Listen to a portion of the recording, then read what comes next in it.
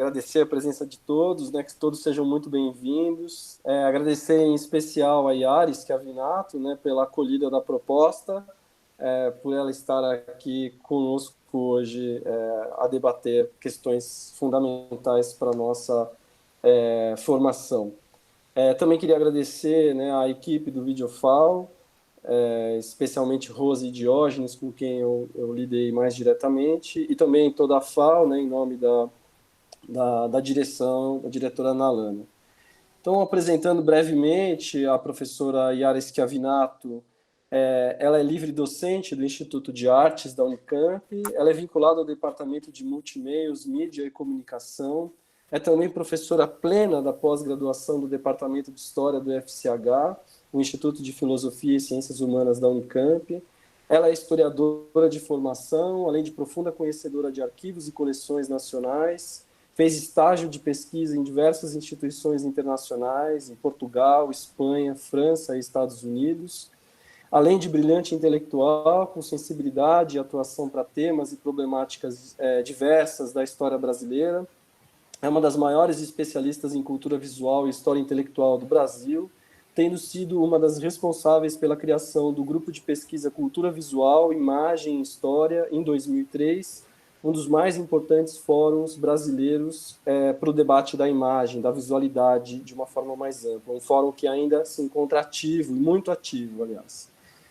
Destaco aqui muito brevemente que tem uma produção bibliográfica sensível e que ressoa entre pesquisadores que lidam com a problemática da visualidade, como nos livros Cultura Visual, Imagens da Modernidade, associada à doutora Érica Zerbs, o livro Cultura Visual e História, onde fiz uma parceria com ela, Pátria Coroada, o Brasil como Corpo Político Autônomo. É nesse sentido que nos honramos com a sua participação de hoje aqui no FAO Encontros, entendendo que suas provocações e contribuições podem ressoar nesta e em outras instituições, já que estamos aqui em modelo virtual, né? Aqui ressaltando a importância dessa estrutura, né? Que não se restringe à Universidade de São Paulo, mas que expande a reflexão para outras instituições, o que é parte da nossa política, né, universitária, de universidade pública, de difusão do conhecimento. Então, particularmente, eu devo dizer que, para mim, ainda muito jovem nessa casa, que me acolhe, é um enorme prazer, já que devo a ela estrutura preponderante do meu processo formativo. Para hoje, a Yara Schiavinato fala de questões relativas à sua pesquisa atual, onde visualidade do país, manejada através de operações políticas e culturais, associa-se a singularidades intelectuais para a conformação da cultura brasileira. Falamos da importância de Gilberto Ferrez e suas associações à visualidade. Yara, muito obrigado pela presença e fique à vontade para a sua apresentação. Obrigado. Eu queria agradecer demais a todos que estão presentes, agradecer demais à FAO, a generosa apresentação do Eduardo, muito mais generosa do que poderia ser, e também devo agradecer muito as pessoas que nos escutam. Eu espero que a apresentação corra bem. O que eu gostaria de trazer aqui hoje é sobre a minha trajetória de pesquisa nos últimos anos, como para muita gente ela corresponde, entrecruza fotografia e cultura visual no Brasil, sobretudo nos 800. E eu atento aos modos pelos quais o século XIX, enquanto passado, é tornado presente em nosso tempo. Como é que se dá esse assambarcamento? A partir de meados de 1990, há um reordenamento, uma expansão da noção de cultura visual, consolidando-a. Ela não é um estudo direcionado a uma tipologia documental, a uma aposta numa teoria da representação ou uma universalização da visão. Trata-se mais de um campo de problematização do que de um objeto, onde cabe muito neste campo o entendimento do cotidiano, na vertente do setor, e um trabalho para se entender e explicitar as imagens. Nele, é crucial analisar a constituição histórica da autoconsciência, da percepção de si e do outro nas imagens, matizando o lugar, a presença, os usos e as funções das imagens. A cultura visual trabalha uma noção, então, ativa do espectador, que tem em si uma educação visual, que pode ser vernacular ou não, e que desenvolve, ele mesmo, competências visuais, socialmente construídas através de práticas que podem ser das mais variadas capelas. Penso desde o ver ao relance até o voyeurismo, passando pela vigilância. O ver consiste, então, numa construção visual que se aprende e cultiva. Nesse campo, eu também me interesso pela arqueologia das mídias, que contempla a emergência da imagem inicial em suas lógicas, funcionamentos, aparatos, sua materialidade e seus significados. Os especialistas Ruy-Ruttmann e Parica propõem uma escavação das ideias e das histórias alternativas potentes que ficaram para trás na constituição dessas imagens visuais. E como é que essa emergência das mídias fazem um papel que não é do enaltecimento da origem, mas de entender a constituição do uso das imagens em nós.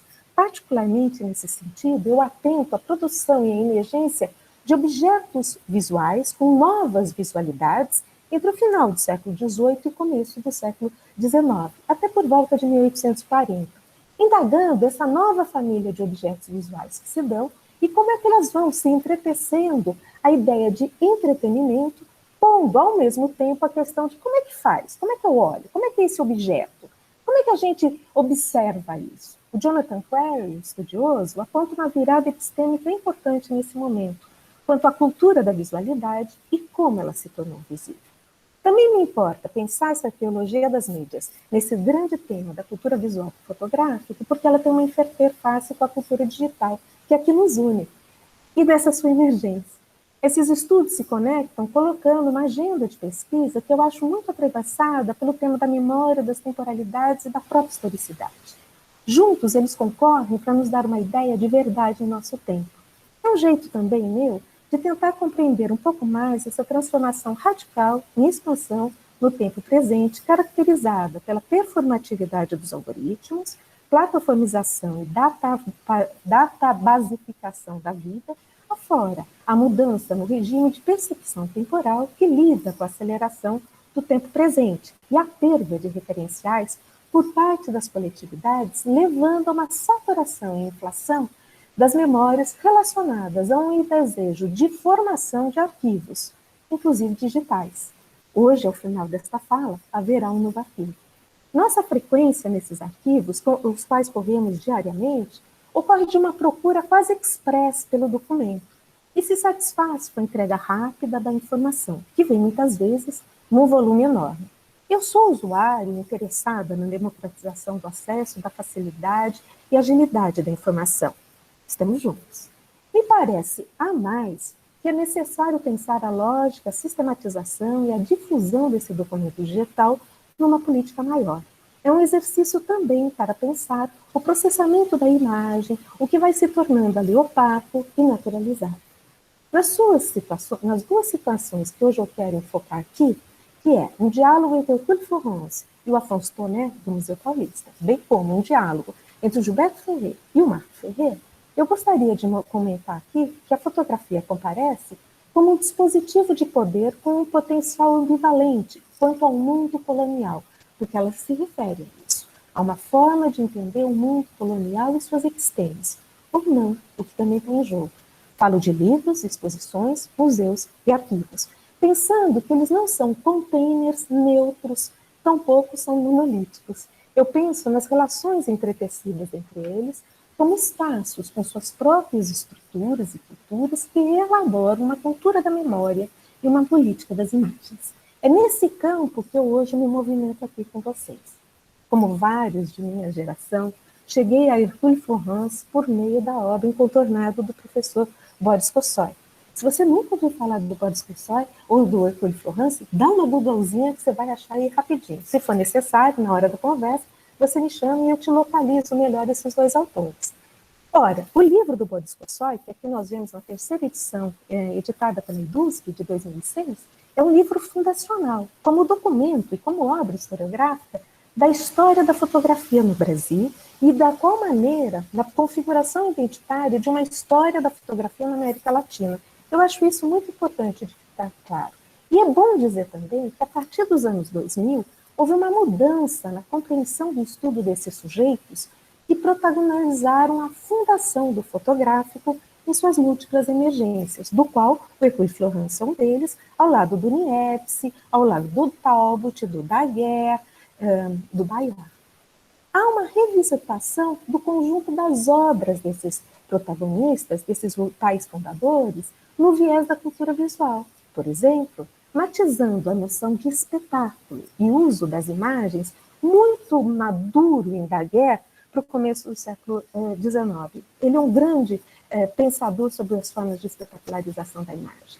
Ou então, se pensarmos no reinvestimento e na revisitação, disponibilização, destrinchar dos próprios arquivos desses homens que passaram a estar online. Acho que o caso mais cabal é do Talbot, mas da Société Française de Photographie também podemos considerar. Hercule Florence foi, porém, recuperado entre as décadas de 1910 e 1920 por Afonso Tonet, que é, como vocês sabem, o diretor do Museu Paulista durante esse período-chave do Museu Paulista, de sua formação e de virada para o Museu Histórico. Ele vai olhar no Hercule Florence e definir e dizer, nesta obra mora o patriarca da iconografia paulista. Eu sou muito feliz nesse momento de participar de um projeto coordenado pela pesquisadora Ana Paula Nascimento, formada pela FAO, pela professora e pesquisadora Maria Aparecida Borrego, que junto ao Museu Paulista e ao Instituto Hercule Florence, pensando exatamente essa experiência sobre o patriarca da iconografia paulista, patrocinado, concebido pelo Tonet. Eu acho que essa é uma questão interessante, porque nesse momento, que pela primeira vez, o Hercule Florence entrou no museu como patriarca. Ele não era um completo desconhecido para a sociedade paulista e paulistana, da sua experiência com as imagens entre 1890 e 1900. A família se mexe muito para isso, e o Bourru escreveu certamente sua mais importante biografia sobre Hercule Florence, nos moldes de uma escrita da história do Instituto Geográfico de São Paulo, o qual o próprio Tonet fez parte. Então, notem, é como patriarca que ele, Hercule Florence, é descontextualizado de seu acervo e coleção familiar que existia e recontextualizado dentro do museu em seu arquivo. É um processo de anamnese e um processo de amnese lá pelas tantas. O que há nele que se fotografa em Florence, que se desenha e que vai se tornar pintura. Ele vai ocupar, então, 2 salas dentro do Museu Paulista, de forma intermitente, entre 1920 e 1940. Essa é uma das fotografias que nós temos no Museu Paulista, sobre ele sendo exposto. Essa é a peça original que nós temos aí, para vocês repararem. E as duas, ele vai fazer do material dele, isso é a gravura dele, uma aquarela, que é fotografada a casos em que ela é desenhada, e depois o Tonet contratou alguns pintores para tornar parte dessa sua produção pintura. Eu escolhi especialmente uma delas que eu gosto muito, que é essa saída do eito, né? Então, nós estamos tratando de alguém que tem uma experiência visual no século XIX e é tornado, é um dos inventores da fotografia, e que é tornado, nesse momento, o patriarca da iconografia paulista, justamente nesse movimento, nessa operação museológica, operada pelo Tonet a partir da ideia de iconografia. E a noção de iconografia aqui para o Tonet está muito atrelada a uma ideia de história metódica, com a qual ele vai pensar os princípios, cito, das gerais da moderna crítica histórica, baseado no Langlois e no Saint-Neubourg, e publica sobre isso um texto em 1914. Então, ele vai pensar essa ideia de iconografia nessa quadratura conceitual e a partir do ideário do Bandeirante, em São Paulo, já consolidado na década de 1890. Essa noção, bastante operativa, é imbuída de um compromisso metodológico com uma dada visão de história. Para Tonet, o pressuposto real da história assenta-se no documento, que merece ser documento, de ser salvo e garantido, e mantido. Seu método privilegia a análise documental sobre as noções de procedência, autenticidade e verossimilhança, a constituir um fato que é um feito. Tonet percebe Florence sob a chave interpretativa de uma história dos costumes, e assim que ele vai selecionar as suas imagens, pressupondo uma continuidade evolutiva do tempo histórico no ritmo lento, porém acumulativo, dentro do ideário do princípio do progresso. Ao mesmo tempo, esse costume está atrelado com aquilo que é uma das grandes missões que Toner tem na década de 10 e no começo da década de 20, que é articular o centenário, a festança do centenário da independência em 1922, como mostrou Solange Lima. O Hercule Florence, eu preciso dizer para vocês, tinha uma coleção, tinha um princípio do que deveria ser coleção e tinha uma noção do que deveriam ser séries.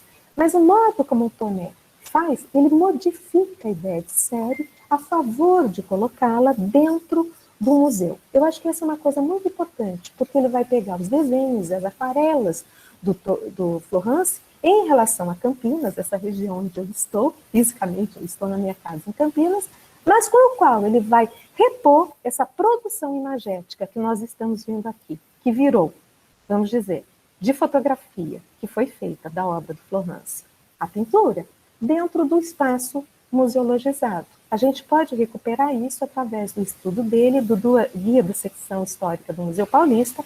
Essa é uma das salas do museu. Se vocês olharem aqui nesse cantinho, você nota que aquela pintura que eu mostrei para vocês de saída do Eito está aqui representada. Eu gostaria que vocês prestassem atenção. Fala. Yara, só quero te pedir para você ocultar essa barra que está, né? Porque ela tá. Eu não ia pedir porque eu não queria interromper a sua fala, mas como ela está em cima de uma legenda, agradeço aí o Hugo Segawa pela sugestão. Obrigado. Muito obrigada, gente. É que a gente fica aqui e eu estou nessa medida entre e dando as notícias e ver as imagens. Então, por favor, me deem um retorno, porque para mim vocês estão no outro lugar e eu estou muito curiosa para saber de vocês. Mas está ótimo, está ótimo. Muito obrigada. Yara. Nessa medida, eu agradeço o Segawa também por tabela, viu? Nessa medida, o fotográfico que existia antes e que vocês notaram aqui, ele vai ser transformado, ele funciona como uma moldura para se transformar numa pintura. E para trazer como moldura o passado para o presente. E essa moldura produz um novo contexto que implica um processo, um ato ativo sobre a imagem e um afeto, se nós percebemos com mais atenção. A fotografia, neste caso, ajuda a concatenar a imagem com objetos. Se percebemos, também com documentos, como podemos olhar aqui embaixo. O que vai reforçando a impressão para o visitante que está olhando aqui, de um lado, que ele está vendo peças antigas, quanto, por outro lado, ele tem uma discursividade museológica, onde se você tem a nítida impressão de que está vendo o próprio passado ocorrendo diante dos seus olhos. Eu acho essa dimensão do deslocamento fundamental, de como é que tem uma passagem do Hercule Florence para dentro do museu. Por outro lado, também é fundamental dizer, junto com o Caleb Faria Alves, que o acervo do museu, fotográfico nesse caso, teria sido, assim, transformado em matéria-prima para a produção de novas peças, as pinturas, no caso, os quadros, a serem sucessivamente incorporados ao próprio museu, vindo a reforçar o trabalho fundamental de Toner no Museu Paulista, segundo Ana Cláudia Breff, que foi em montar um arquivo para o próprio museu. Então, de algum jeito, nós estamos contando de uma história que é museológica, mas também é uma história de montagem de arquivo. Desta maneira, as imagens de Florence, que aqui não parece como um inventor do fotográfico, são visibilizadas por meio de 3 aspectos que eu gostaria de destacar por hora que eu consigo dizer. A própria série imagética museologizada, essa com as quais estamos aqui olhando, como parte de um trabalho de seleção visual associada à condição de referência histórica para a pintura dos costumes, com uma inerente noção de um processo civilizacional que se passaria diante dos olhos do visitante e que faria parte do programa decorativo do museu. Existe uma compreensão aí historicizante do passado visível que estaria profundamente ligado ao presente e à percepção dele.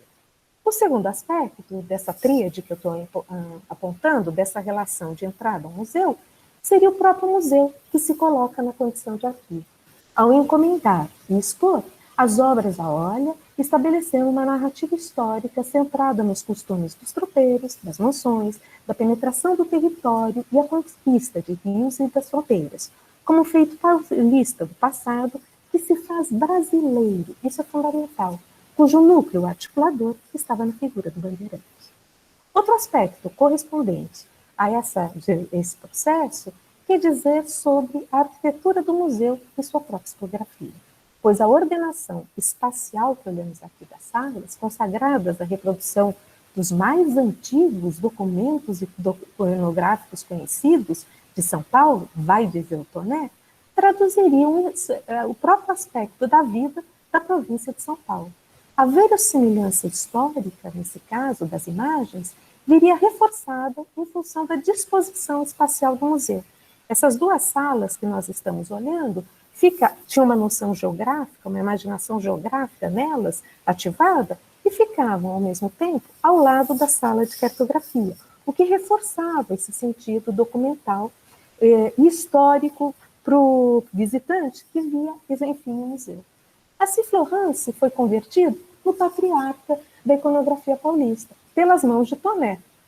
E, ao mesmo tempo, eu acho que isso é muito interessante de perceber, que quando na década de 40 essas salas desaparecem, elas viveram intermitentemente entre 1920 e 1940, aí elas somem na década de 40, mas nesta década de 40, em muitos livros editados de Toné de sua autoria, quer em outros livros editados sobre viajantes no Brasil, em brasilianos, novamente, imagens de Florence, algumas do Museu Paulista e outras renegociadas pela família, ou seja, novas imagens de Florence, sem ser pintura, e sim em suas próprias imagens, são editadas e publicadas no formato livre. Se nós olharmos para isso, muda a difusão da forma das imagens de Florence. E ele continua funcionando como patriarca da iconografia paulista. Vários dos livros do Toné mantêm essa alcunha para reconhecer o Florence na década de 40. Por outro lado, ele entrou no circuito editorial, passando a ser conjugado a um adensamento da ideia do viajante, e nos formas com que esses livros eram publicados pela primeira vez, de forma sistemática, em brasilianas. É muito importante dizer que aí, o Toné, nessa altura, já tinha muito prestígio, junto a um conjunto de instituições. O IHGB, no Rio de Janeiro, o Museu Nacional de Belas Artes, o próprio IFAM, se a gente pensar, e, além do mais, a Biblioteca Nacional. Ele era reconhecido por historiadores como Pedro Calmon e pesquisadores como Gilberto Ferreira. Nessa toada, a imagem feita por Florence, ou aquela pintura que era resultante do processo de museização patrocinado pelo Toné, tornou Florence conhecido através das obras de Toné na década de 40. Sumiram as salas, mas ele continua sendo conhecido. Num circuito que lia o próprio Toné, um circuito seleto, intelectualmente e artístico. Ora, a primeira parte que eu fiz, mostrei em que campo me mexo. Na segunda parte, estou explicando como essa discussão entre exposição, museologia e museu e livro está rearticulando uma visibilidade em torno do Hercule Florence. Esse material acabou acontecendo uma coisa muito interessante. Ele vai sumindo com uma ideia do Florence como alguém que é muito interessado no próprio processo de elaboração da imagem, de como ele pode ser a imagem um problema na reprodutibilidade técnica. Essa é uma alegoria feita pelo Florence, está no livro do professor Boris Kossoi, editado pela EDUSP, onde nós temos, se vocês notarem, a figura da prensa, que vai entrando em São Paulo, data de 1830, e ela traz esse ato civilizacional através, não da prensa alegorizada, mas a imprensa não pode abrir mão de trazer o objeto com que ela é feita. Nesse tema de como ele pensa as imagens, ele vai ter uma série de escritos aos quais ele se dedica, o Florence, entre 1830 e as décadas de 1830 e 50, de forma muito sistemática, onde ele mexe no texto, ele altera o texto, ele volta para o texto, ele repensa. O texto é um laboratório da imagem, bem como a fatura da imagem é um laboratório da imagem para esse homem de ofício. Desta maneira, ele vai pensar reprodutibilidade técnica em algo que só vai voltar a ser posto em debate na década de 70, sistematicamente. Havia muitas notícias avulsas, mas sistematicamente, a partir da década de 70, com o livro fundacional do professor Boris Kossoi, onde nós vemos o investimento do Florence na constituição de uma visualidade, de uma imagem, que seja ela mesma uma imagem fotográfica, prensada, com possibilidade de circulação. Eu mostro aqui a prova fotográfica do IMS, considerado o documento mais antigo fotográfico das Américas, isso é ressaltado pelo próprio IMS, onde nós temos chances de ver de onde é que o Hercule Florence está considerando a possibilidade de reprodutibilidade.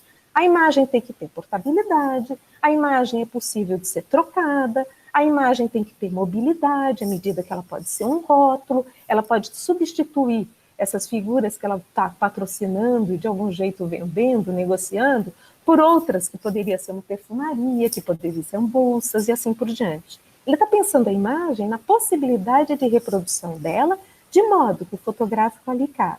Por outro lado, o próprio Florence pensou o limite dessa expressão. Ele pensou muito como ela poderia ser, inclusive um papel inimitável, e que isso deveria ter lugar para a imagem que circulasse no século XIX no Brasil, seja para que ela fosse rótulo das suas sacas de café, seja que ela pudesse funcionar como dinheiro. Eu trago aqui uma das suas experiências de papel inimitável, que ele propõe que ela pode funcionar como cédula de dinheiro. Notem, ele está pensando o equivalente universal na imagem e que pode funcionar. Tudo isso muito rapidamente para dizer que as opções de museologização patrocinadas pelo Toné e de edição dos anos 40 ajudaram a deixar no segundo plano, quando não silenciar e ir aos poucos apagando, perdendo a força, dessa experiência tão moderna de um homem que pensa o próprio processo de fatura da imagem de um modo tão vinculado ao seu presente e numa carga tão moderna dessa modernidade. Eu acho que isso é muito importante para a gente entender como essas ações entre livros, exposições, museus, vão funcionando como construção da visibilidade ao tempo em que vão dando sentidos de historicidade, verdade, temporalidade e memória.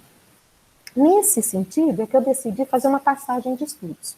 Do projeto museu em si, que a gente olhou até agora, que traz em si o problema do próprio arquivo, da formação do próprio arquivo, eu vou pensar também como essas operações aconteceram através das relações entre Marc Ferrer e Gilberto Ferrer. Esse é o projeto que agora eu estou levando a cabo e que é um pouco extenso, mas que eu gostaria de comentar com vocês um pouco um programa que eu acho que está fundado aí sobre arquivo fotográfico e que valeria prestar atenção nele.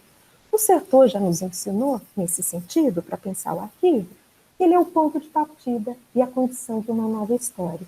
Isso sempre fica plangendo na minha orelha e eu acho que isso pode ser muito produtivo. Se você estiver chegando agora, eu vou fazer um pequeno resumo, dizendo que nessa primeira parte, sobre Hercule Florence e Toné, ou Afonso Toné, junto ao Museu Paulista, eu notei como se deu esse processo de contextualização, recontextualização, reapropriação do sentido da obra, e como Florence foi tornado muito mais um viajante do que um homem interessado em termos das imagens e na experiência laboratorial dele. Ele era também um viajante e se orgulhava demais disso.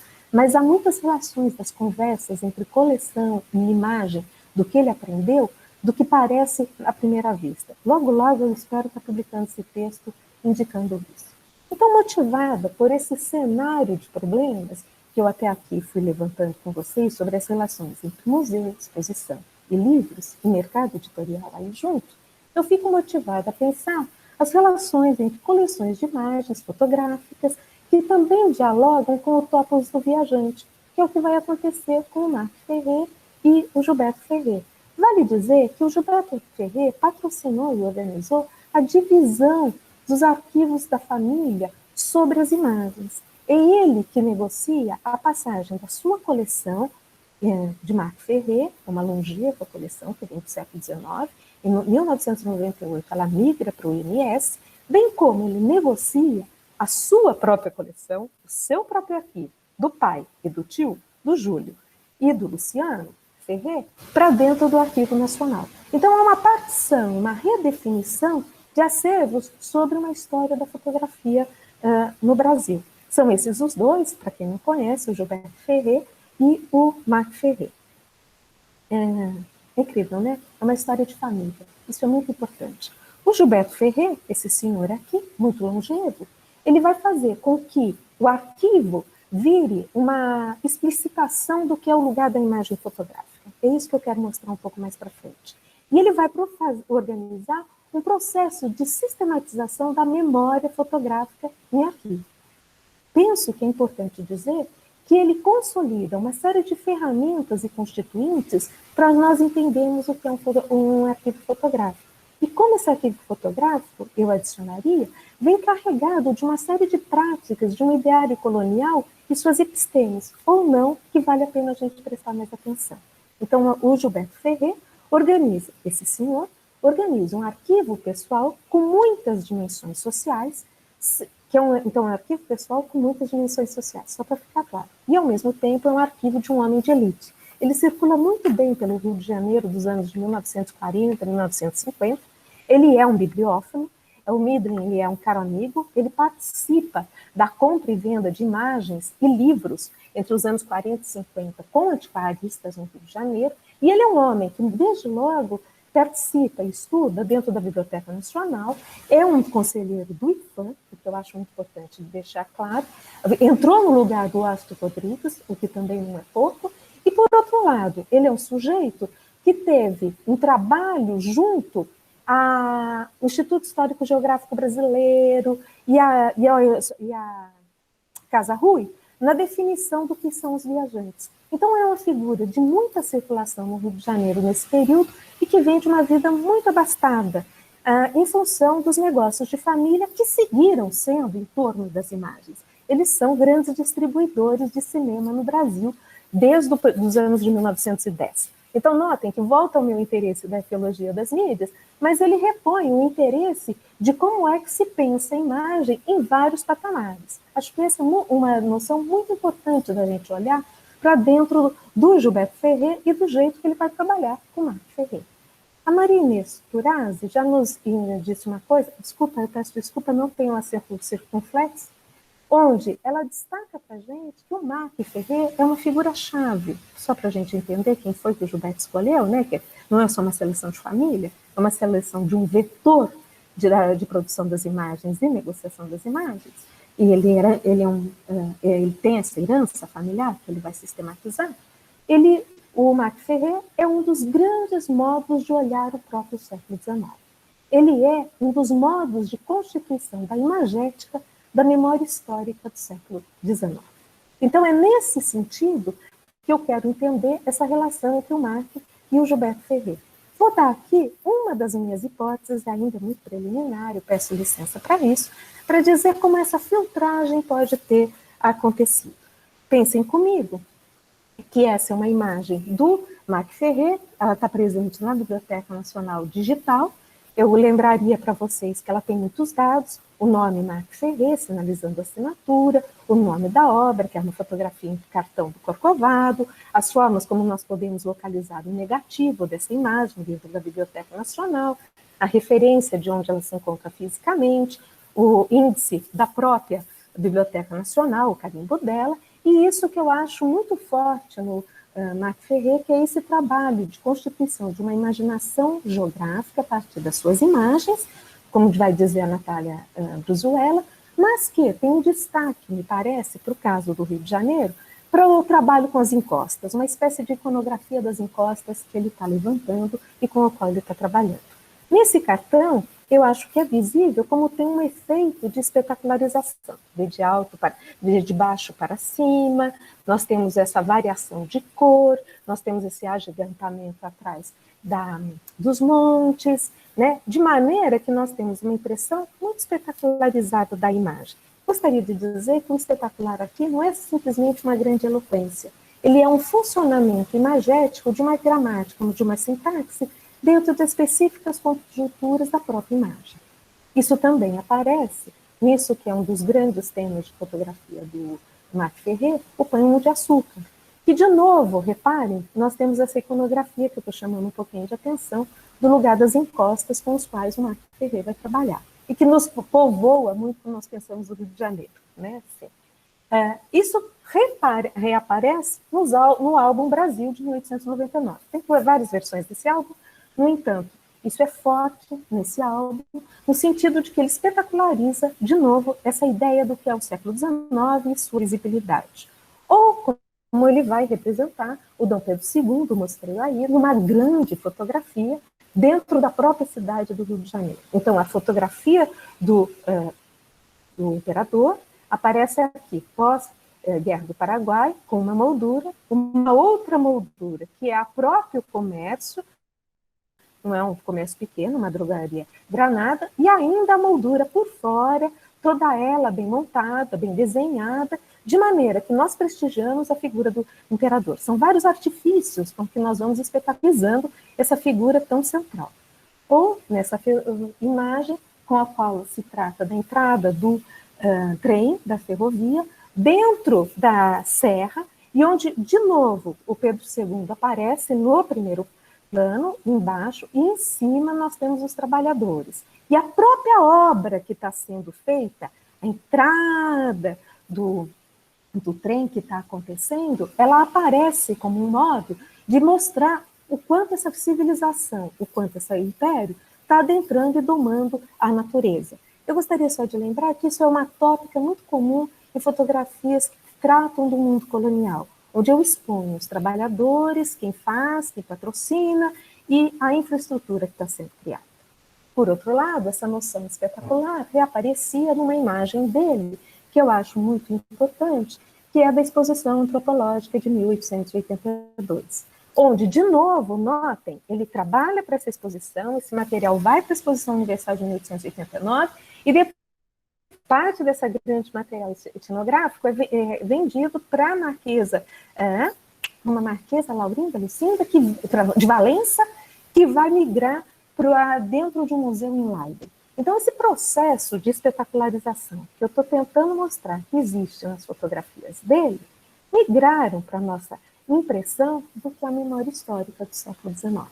Pensem como isso nos dá uma certa noção do que deve ser o século XIX em nós. É a partir de uma ideia de iconografia que o Gilberto Ferrer vai organizar os seus estudos sobre fotografia. E como ele vai pensar isso? Ele conheceu, muito jovem, o Toné. É muito interessante isso, porque ele vai amarrar com a ideia de iconografia essa noção de que ele entende a imagem entre as décadas, nas suas publicações, entre as décadas de 1940 e 2000. Ela vinha associada a uma compreensão histórica na qual você olha para a noção de história antes de produzirmos o ensino superior em história. Nós tínhamos vários espaços de produção de história que não se davam necessariamente no estudo acadêmico, isso é depois. Então, quando o Ferrer começa a trabalhar, a noção de história é mais publicizada e partilhada entre esses homens de uma elite e desses homens que estão no âmbito do Instituto Histórico Geográfico Brasileiro. Afora que o Toné faz pensar, eu acho, de uma maneira muito clara, o que é a importância da sua família Ferrer e da sua família Toné. Notem que ele é o autor dessa primeira edição, que a gente está vendo no estudo do Instituto Histórico Geográfico Brasileiro, feito pelo Toné sobre a missão francesa. Uma experiência imagética que amarra tanto a família Toné quanto a família Ferrer. Então, para esse homem, Gilberto Ferrer, que é um acumulador, um comprador e negociador de livros e imagens, empenhado muito no estatuto do documento, da coleção e dos arquivos, é que eu acho que é interessante a gente perguntar como foi que ele atuou na formação da sua coleção, dialogando com a obra do Marcos Ferrer e como ele vai tornar isso um arquivo. Lembre-se, porém, que arquivo e coleção aqui não são memória em estado bruto, pelo contrário, são lugares de operação. Eu, então, passo a discutir um pouquinho essa noção de iconografia que está no Gilberto Ferrer, principalmente olhando que, para ele, é com esta ideia que ele pode elencar, catalogar, classificar, estudar as imagens, sobretudo fotográficas. E é nesse sentido que, para ele, é fundamental olhar com atenção para a obra do Toné, que ele conhece de perto. Ele trata, então, de estudar e prestar atenção, do meu ponto de vista, de como é que vai se constituindo uma prática iconográfica que vai aliar a publicação, o arquivo, a coleção e o próprio catálogo e as exposições que ele vai fazer. Notem, é como se eu estivesse tentando mapear um campo comum que tem forças e um jogo de forças para entender o que é práticas de história de fotografia no Brasil do século XX, num dos homens que tem essa produção mais seminal e fundante, que é o próprio Gilberto Ferrer, olhando para uma situação muito concreta, que é a coleção do avô Marco Ferrer. Para vocês terem uma ideia de quanto ele intervém nisso, ele contrata um antigo laboratorista do avô, ainda muito jovem, para poder refazer todas as chapas. E aí ter não só a chapa, como o avô tinha feito, mas pelo próprio método com que o avô teria feito a revelação das imagens. Acho isso muito fino para a gente entender como a iconografia aqui está apurada no sentido documental, de autenticidade, de procedência e da necessidade dela elaborar e mostrar a peça original. Interrogando dessa maneira, nesse campo entre arquivo, livro, exposição, catálogo, edições, arquivo e museu, a gente tem uma chance de tentar entender um pouco mais esses vetores de definição de uma cultura visual que estão impactando na noção de uma cultura fotográfica montada no Brasil durante o século XX. E ela impõe, pensando nessa arena cultural, que seja possível pensar as relações entre texto e imagem, entre impresso e exposição, entre arquivo e história.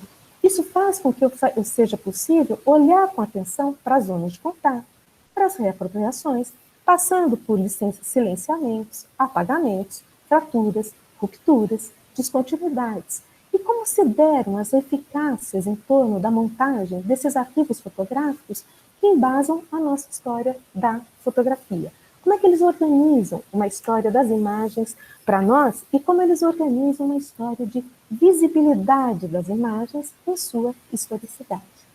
Esse rol de publicações que foram feitas pelo próprio Marco Ferrer, pelo próprio Gilberto Ferrer, me perdoem, tem um argumento histórico visual muito importante, com uma recepção, consumo da imagem que se daria numa história que é pública e publicizada, num circuito onde a história acontecia, em instituições como o Instituto Histórico Geográfico Brasileiro, o próprio IPHAN, a Academia Brasileira de Letras, a Biblioteca Nacional, a Casa Rui Barbosa, de maneira que você tem um partilhamento de uma ideia de história que não é aquele que apareceu no mundo da academia organizado no ensino superior depois. Eu acho isso um ganho importante para a gente entender também por onde é que ele circulava, sob que rubrica de ideia de história ele estava aparado. O Gilberto Ferrer é o autor do texto seminal sobre a história da fotografia no Brasil, que data de 46, na revista do Instituto do Patrimônio, do IPHAN, mas que foi publicado em 53. Ele buscava nesse artigo, e agora eu vou tentar um pouco decupar esse artigo para a gente entender que programa de estudo ele está pondo ali. Ele buscava nesse artigo pôr em evidência as figuras mais representativas, os artistas fotógrafos do país no século XIX. Ele detalha no seu método a importância da documentação e o trato diário com eles. Sua pesquisa assentava-se em bibliotecas, acervos e museus, sobretudo o Museu de Petrópolis. Ele olha muito para esse museu. Com uma leitura sistemática do material que existia na Biblioteca Nacional, na Biblioteca do Ministério das Relações Exteriores, no Museu Imperial de Petrópolis, no Museu Mariano Procópio, nas bibliotecas municipais de Petrópolis e do Rio de Janeiro, no Museu Paulista, na seção de iconografia e divisão de documentação social e estatística de São Paulo, na Diretoria da Documentação e Cultura do Recife, no IHGB, no Arquivo Nacional e numa série de coleções privadas onde a Belle preponderava.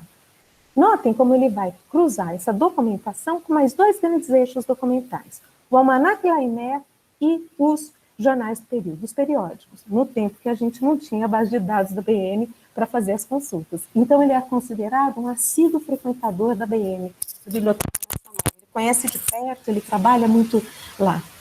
Com esse material, ele estabelece um parque de pesquisa para a fotografia no Brasil e quais as suas coleções, qual o suporte documental. E desde logo disse que a fotografia nesse período é um grande negócio. É uma arte, é uma fotografia de paisagismo, mas é também um negócio. E ele considera isso um lugar fundacional e importante de prestar atenção. Eu acho que ele cria uma espécie de delimitação do parque documental com o que o fotográfico pode operar, que vai ser recuperado várias e várias vezes. Eu sempre penso, nesse sentido, o quanto é importante vir à baila o arquivo do Hercule Florence para a pesquisa do professor Boris Kosoy. É tanto o interesse da família quanto uma busca do autor, do Boris Kosoy. Mas é desse encontro que nós temos também uma virada da história da fotografia no Brasil. Em resumo, o artigo do Gilberto Ferrer organizava uma agenda de estudos para a fotografia no Brasil e elencava essa finalidade através de buscar quais eram os grandes fotógrafos e suas temáticas. O artigo carregava uma noção de pioneiro que valeria para os fotógrafos que ele encontrava, mas, por rebatimento, para o próprio Gilberto, que tornava esse material agora visível. Essa escolha documental, tão subsidiada pelas coleções particulares e aos acervos públicos, entretecia-se a uma escrita da história, e é uma passagem que faz com que ele perceba a circulação das imagens. E nessa circulação das imagens, e na ideia de que o fotógrafo paisagista é o grande artista do século XIX, ao fazer a fotografia como fotógrafo, ele vai reencontrar, na verdade, o seu avô, Marc Ferrer, do qual ele tem a coleção em casa e com a qual ele opera frequentemente. Notem como é muito interessante, ele tem um arcabouço teórico que também ajuda a reencontrar o Marc Ferrer, ao tempo que ele é informado por esse princípio de apuro técnico documental com o qual ele vai trabalhando o tempo todo na formulação do seu princípio de fotografia. Para pensar o imenso valor da produção fotográfica oitocentista, ele investiu numa história onde frequentemente ele cada vez mais apura o documental. Ele vai dizer que é, sobretudo, conhecendo o documental, é que você se instrumentaliza para conhecer a ideia imagética e a própria fotografia. Nesse sentido, notem o quanto ele vai publicar ao longo dos anos de 1940 a 2000 no Brasil. Só estou trazendo as primeiras edições. São por volta de 39 títulos que eu tenho aqui. O Pedro Vasquez fala em algo como um pouquinho mais de 40. É muito impressionante a gente perceber que é com esse arcabouço de delimitação de obras, de iconografia e de trato documental que ele torna isso tão produtivo, publicando seguidamente entre 1940 e os anos 2000. É nesse sentido que ele vai definir, num livro de 1985, Rio Antigo de Marc Ferrer, a importância do documento iconográfico, recuperando um sentido de iconografia que ele usou para pensar a fotografia e a obra dos viajantes. E aí é muito estratégico que ele aproxime o paisagista fotógrafo do viajante, porque ele encontra uma caixa de ressonância entre o fotógrafo e o viajante, coisa que aconteceu também com o Hercule Florence na década de 1940. É muito interessante a gente olhar como essa ideia de iconografia casou tanto para atender ao tema do viajante, quanto para atender o modo de encontrar fotografia e ver fotógrafos do século XIX.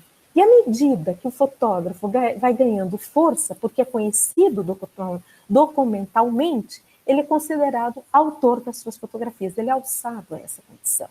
Vale dizer que quando o Gilberto Ferrer estava trabalhando junto da seção de iconografia da Divisão Social e Estatística de São Paulo, cujo coordenador responsável era o Benedito Duarte, ele acha esse o ponto alto da documentação. Ele diz, esse é um arquivo perfeito, essa biblioteca funciona muito bem, porque o fotográfico, cito, é provido de fichas elucidativas e eruditas, de grande valor para os pesquisadores. Ele recomendava que essa sistemática fosse espalhada pelo Brasil afora. Nesse artigo, então, que eu estou comentando do IFAM, que é sobre o Marc Ferrer, mas é também o primeiro artigo, então ele é seminal, sobre a história da fotografia no Brasil, Gilberto Ferrer solda, de um lado, um nexo fundamental entre o fotógrafo, o Estado, a coleção e os 800, sendo o ponto alto o próprio Marc Ferrer. Por outro lado, estabelece um modo de escrita sobre a história da fotografia profundamente assentado no acervo fotográfico, quase como se a história fosse a tradução que se desejasse transparente do arquivo. Essas escolhas metodológicas em torno do artista fotógrafo e do artista paisagista me permitem atrelar a produção fotográfica de Marc Ferrer, dizendo que a sua produção é preciosa, primorosa, ponto alto, por causa da sua nitidez e impecabilidade das chapas, guardadas há mais de 40, 70 anos dentro da sua própria família. Dessa maneira, o Marc Ferrer funciona primeiro entre fotógrafos e paisagistas artistas. E nessa pleiade é que ele vai olhar para a fotografia e eleger de fazer, a partir de então, uma série de imagens, onde ele presta atenção, me perdoe, faltou uma imagem, onde ele presta muita atenção no que é a fotografia que atende à publicização de livros. Isso para ele é muito importante. Essa publicização dos livros é amarrada pela ideia de iconografia, que é toda ela vinculada ao senso documental, que tem muita caixa de ressonância ao que o Toné fazia no começo do século XX no Brasil. É como se você tivesse uma enorme reverberação e o Gilberto Ferreira vai reformulando essa ideia. Por exemplo, quando ele tanto investe nas imagens fotográficas que vão ser das cidades, nas imagens fotográficas de paisagismo da cidade e da evolução das cidades, especialmente Rio de Janeiro, São Paulo, Salvador e Recife. Nessa medida, o Gilberto Ferreira traz uma valorização da fotografia como um objeto de coleção no Brasil. Não é fácil você definir que um objeto é de colecionável. E ele vai tornar isso um dado. A fotografia é colecionável. Claro que nós temos gente colecionando fotografia no Brasil, independente disso, mas ele está chancelando o estatuto de objeto colecionável para o fotográfico. Acho que isso é muito importante para a gente entender, de maneira que ele é colecionável porque está articulado aos artistas fotógrafos e tem valor iconográfico. Isso faz uma escolha do que é possível. Tratava-se de uma categoria, então, crucial da iconografia para ele, ao iludir para pensar o valor artístico das imagens produzidas pelos fotógrafos. Ele incorpora e instrumentaliza um valor documental essencial aos serviços do patrimônio. É muito interessante, ao próprio patrimônio, aos perícios do IPHAN. Quando foi conselheiro, oficialmente, entre 1958 e 2000, parece que ele parou de trabalhar efetivamente em 1957. E em 98, ele é motivo e parte de um grande número da revista do IPHAN, que vai conversar justamente, tratar sobre fotografia. Talvez vários de vocês conheçam, se não conhecem, eu mostro a capa aqui. Ora, isso transparece como um gesto muito importante para ele, que é a fotografia estar atrelada a uma ideia dentro do IPHAN. O artigo é publicado, esse artigo que eu estou comentando, de 1946, publicado em 53, mas que ao que parece foi escrito em 50, era o número da revista que estava atrasado e datado de 1946, o Gilberto Ferreira faz uma coisa muito interessante, ele publica o artigo dentro da revista do Instituto do Patrimônio Histórico Nacional. Isso é importante para a gente prestar atenção, porque é um gesto político e de colecionador. Na medida em que ele vai sugerir ao próprio leitor do seu artigo que pudesse doar fotografias sobre o Brasil, de prédios, de fazendas, de cidades, de paisagens, diz ele, e que elas pudessem, essas fotografias doadas, participar e estar internalizadas, serem integradas a museus, bibliotecas, arquivos nacionais. Notem como ele vai fazer uma intervenção dentro do IPHAN, do qual ele é conselheiro. Havia ali um jogo, me parece, de memória associado ao IPHAN. Gilberto privilegiou os artistas fotógrafos que fossem fotógrafos paisagistas, dos 800, numa imagética próxima aos viajantes, mas que também informava o estudo dos próprios peritos de como recuperar obras do século XIX dentro da ação patrimonial. É um estudo que é tanto intelectual da parte dele, quanto pode se tornar uma política pública. Logo, o artigo portava consigo um gesto de intervenção e orientação concernente ao campo do patrimônio. As fotografias poderiam dar a ver a paisagem dos 800 e se tornar um modo do órgão institucional e oficial do Estado ver o Brasil nos 800. O Sérgio Miceli, num artigo tão curto quanto instigante, publicado pela própria revista do IPHAN, mostrou a centralidade e a eficácia do IPHAN na política cultural do Brasil no século XX. O Eduardo Costa, aqui presente, mostrou o papel estratégico do arquivo fotográfico para o próprio IPHAN. Em suas publicações, em formato de livros, catálogos, entre 1970 e 2000, sistematicamente, Gilberto fez um levantamento do fotógrafo, de onde ele estava, dizendo o que foi que ele fotografou, com que materialidade ele fotografou e quando fotografou. Nos livros, várias vezes, é quase uma política editorial dele, ele coloca um mapa da cidade e, na sequência, a gente vê onde a fotografia foi ocorrida, com o nome do fotógrafo. adensando a ideia de iconografia e adensando o sentido histórico da fotografia atrelado à imaginação geográfica de um certo Brasil do século XIX. Na sua visão, seu projeto de história da fotografia não tinha se esgotado ao longo dos anos, a ponto de quando ele publica Fotografia no Brasil, 1840, 1900 e 1985, se dá a publicação, ele diz que é esse texto a continuidade do seu artigo seminal de 1953. Ele aprimora a qualidade das informações, a identificação dos fotógrafos, a precisão na datação, as características corretas da materialidade da imagem. Ele atua como um colecionador que vai definindo a qualidade iconográfica e o dado sobre a imagem, sobre a fotografia.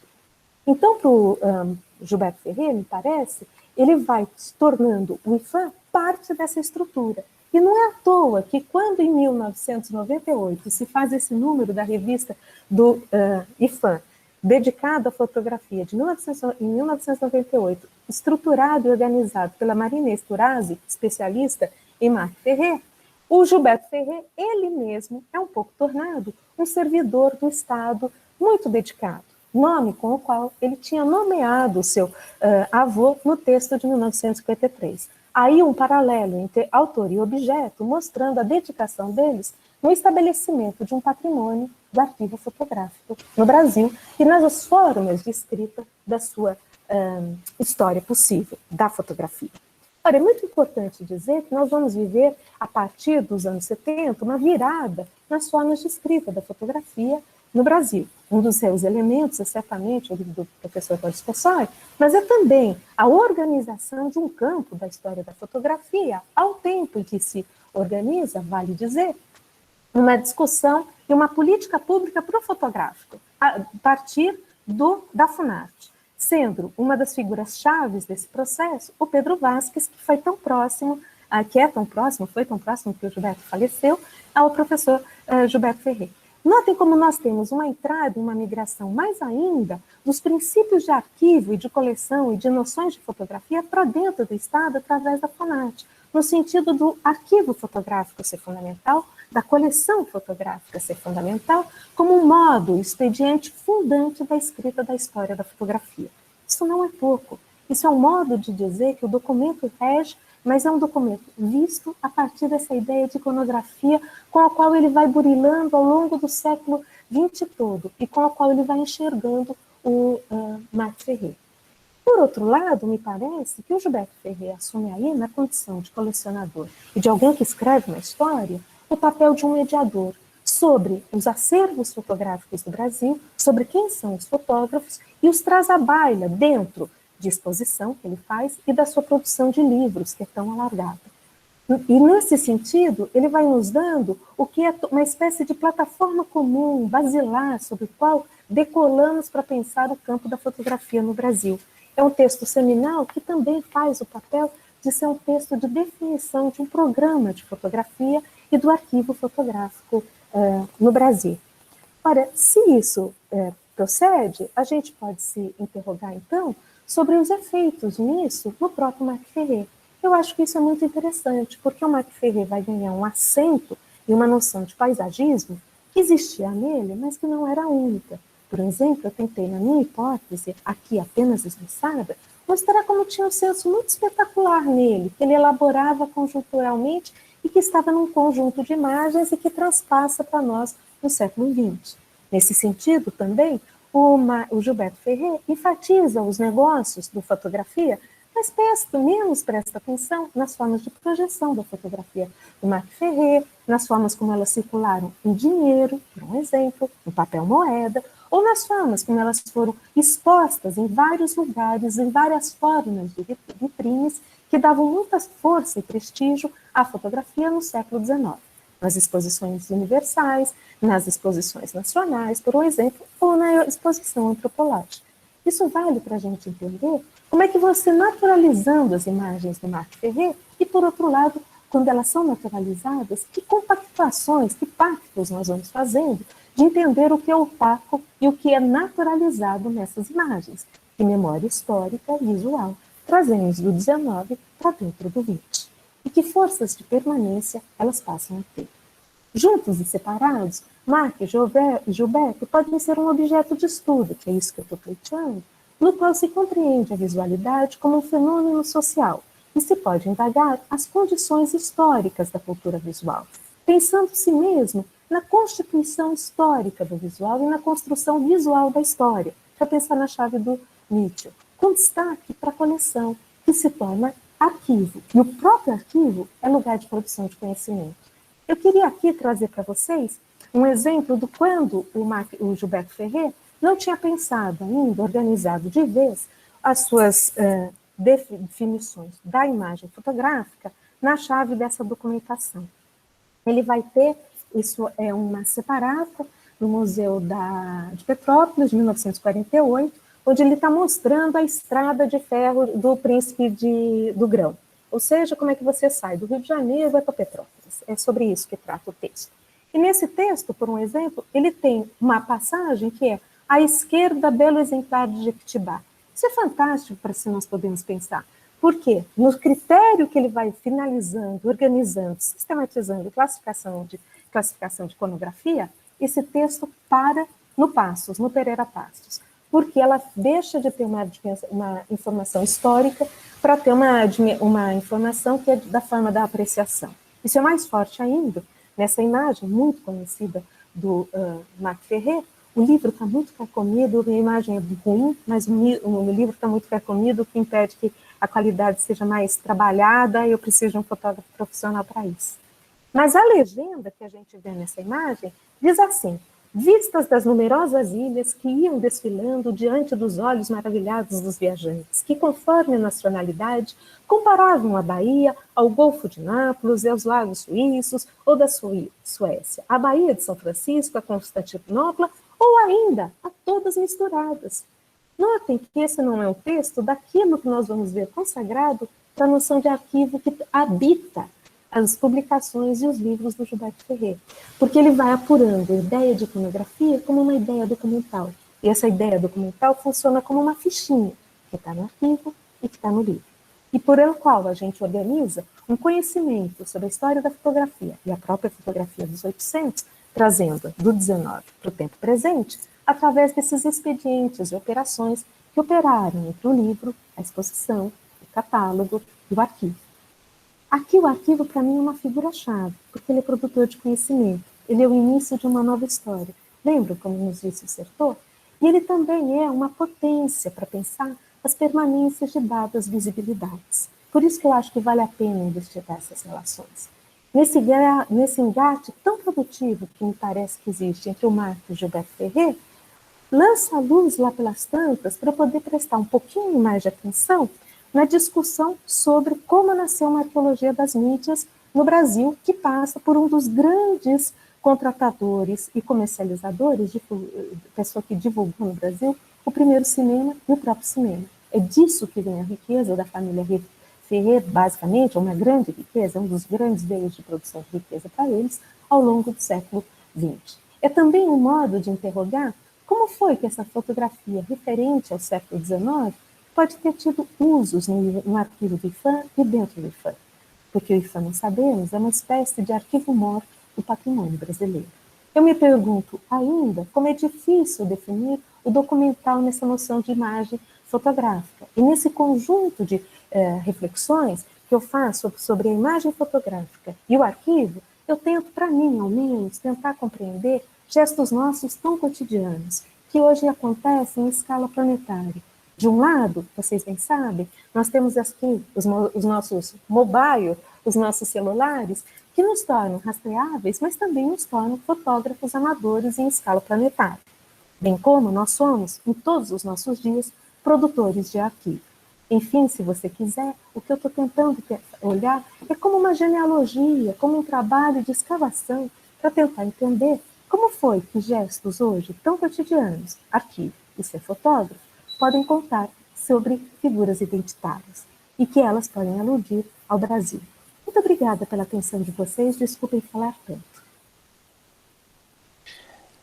Yara, queria agradecer a sua apresentação belíssima É, para mim, enfim, acredito que para todos também é uma entrada afiada, né, que nos atinge e nos atinge de uma forma muito, enfim, muito profunda, né, porque a gente está falando, obviamente, dos pressupostos, do embasamento teórico, né, com o qual nós manejamos para tratar sobre os nossos temas, né, ou para a nossa Claro, cultura de uma forma mais ampla, né. Eu acho isso muito potente, né, na medida em que isso estabelece quase uma agenda de pesquisa, obviamente, né. A gente está falando aí de uma, enfim, essa possibilidade de entrarmos na reflexão sobre diversos aspectos, né, pensando sobre os nossos temas de uma forma ampliada. E aí, para assim, mostrar, acho que tem uma questão que me chama muito a atenção, né? Ou seja, a gente está falando aqui do Toné, do Ferrez, enfim, do Gilberto Ferrez, do Marco Ferrez, mas também de tantos outros, né, que estão aí numa atuação vinculada, associada a uma série de instituições que são basilares da formação da nossa cultura, né? uhum, E isso me interessa muito, e é que eu queria só compartilhar com você esse entendimento. O David Presserret é um historiador da arquitetura francês, né? Ele é diretor da Cité d'Architecture em Paris, e ele diz o seguinte, né, sobre o lugar do trabalho histórico dos historiadores da arquitetura, né? Então, se eu vou citar aqui um trecho, né, de uma fala dele, a sua fala me suscitou a recuperar esse trecho de um texto em que ele aborda a reflexão, o papel do arquivo e o papel das imagens, né, de uma forma mais ampla. Ele diz o seguinte, né, os historiadores e críticos da arquitetura, não estão usando os documentos para estudar um evento histórico ou um artefato, né, um edifício ou um plano urbano, que levou à criação do dito documento. Ao contrário, eles estão focados nas condições que levaram à criação do próprio documento. Os isso. pesquisadores estão se tornando inventores, organizadores ou arquivistas. E tomando essa reflexão como estruturante, né, já que estamos aqui numa faculdade de arquitetura e design, né, pensando nessa fala, na sua apresentação, que maneja, né, essas instâncias, digamos assim, né, livros, exposições, museus e seus diversos, a sua coleção, né, as suas coleções, e aí pensando em telas, esculturas, fotografias, arquivos, entendendo, né, dessa potência inscrita nessas instituições ou nessas formas de dar a ver e constituir significados, né, para determinadas manifestações culturais ou determinados momentos históricos. Me chama muito a atenção, especificamente no caso da arquitetura e do design, um movimento contemporâneo que busca, dentro dos seus departamentos de pós-graduação, instituir áreas dedicadas à curadoria, áreas dedicadas às mídias e à imagem de uma forma mais ampla, né? Ou seja, se a gente traça digamos, a história dos departamentos de arquitetura que hoje atuam de uma forma mais proeminente, né, na constituição de discurso histórico e crítica de arquitetura e Uhum. design, a gente entende que é nas mídias, é nos arquivos, é na curadoria que essa estrutura essa projeção tem se embasado, né? Ou seja, aí tem um lugar que é estrutural para pensar nova condição política e cultural contemporânea, também dos arquitetos, né? Ou seja, para Uhum. dizer que essa forma de pensar, né, que você nos apresenta, ela de algum modo estrutura a maneira de se pensar também na arquitetura, também no urbanismo, também na urbanismo, aqui eu gostaria de entender um pouco mais ampliado, né, na ideia de cidade, né, Uhum. história da cidade, não do urbanismo simplesmente, e do design, entendendo então que essas manifestações são estruturais para a gente entender quais são, o que carregamos, né, enquanto reflexão teórica ou constituição cultural associada a esses campos, o que carregamos ao nosso tempo presente, ou seja, como que elas se organizam, né? Ou seja, quando eu falo sobre um determinado edifício, sobre uma determinada peça de design, se eu quiser tratar, né, de um objeto de design, eu entendo que o valor que vibra daquela peça, ele está carregado a partir de uma série de outras manifestações que encontram lugar no arquivo, encontram lugar nas fotografias, etc, etc. Então, para dizer, né, não sei se você quer fazer um comentário sobre isso, mas para dizer que se entende hoje, contemporaneamente, também a arquitetura e o design como um lugar estruturado nessa perspectiva que você nos apresentou, né? Ou seja, não há possibilidade de entender essas disciplinas se não entendermos as ações políticas que manejam estes lugares ou estes documentos de uma forma mais ampla. Eduardo, eu acho que você me provoca a pensar algumas coisas que eu ainda tenho muito posto de maneira muito preliminar, eu diria. São formas muito iniciais, né? Assim, eu acho que a médio prazo eu gostaria de investir um pouco mais nisso. Olhando para o Hercule Florence e para o Marc Ferrer, eu consigo olhar que tem muitas diferenças sobre a forma de pensar arquivo de fotografia, entendeu? O que eu acho muito interessante que o século XIX pudesse pensar coleções de imagens e coleções de fotografia em outras chaves. Isso eu acho que é uma coisa fundamental que a gente pode tentar explorar mais. Por isso que a chave da arqueologia das mídias me pega, porque ela traz a possibilidade da gente olhar para as formas de emergência das imagens em outros registros com histórias alternativas, que são potentes para nós imaginarmos outras maneiras de lidar com a imagem, né? E outros modos com os quais a gente articule não só uma poética, mas uma disciplina, uma forma de compreensão e estudo das imagens. Sobretudo, se nós olharmos que essas imagens, que são chamadas indiciais, de fotografia e do que vai ser depois o cinema, elas regem os nossos protocolos visuais do que é uma cultura do digital. Então, assim, eu acho que elas têm um poder muito potente. Eu acho que elas têm uma potência que eu valorizo. Por quê? Porque a cultura do digital, se ela é muito criativa, ela também pode ser muito normatizadora, né? Muito disciplinadora à medida que ela trabalha com a dispersão das pessoas, ela se organiza na dispersão, e ela se organiza numa dispersão de ordem planetária, que adensa cada vez mais espaço-tempo. Então, não é à toa, me parece, que para a formação de qualquer olhar em disciplinas e conhecimentos, onde o olhar faz um papel de formação, efetivamente, na arquitetura e no design que você está chamando a atenção, nós temos que prestar atenção nesses lugares mediadores que essas imagens e que essas mídias atuam. E me parece que aí acontece uma coisa, um fenômeno que a gente precisa prestar um pouquinho mais de atenção, que é de quanto a ação, o gesto que parece curatorial, que se põe como curatorial, é aquele o mais habilitado a trabalhar, entendeu? Sim. E a ação curatorial é, em parte, habilitada porque é alguém que domina o documento, o documento visual, nesse caso, a imagem, e como é possível abordá-la.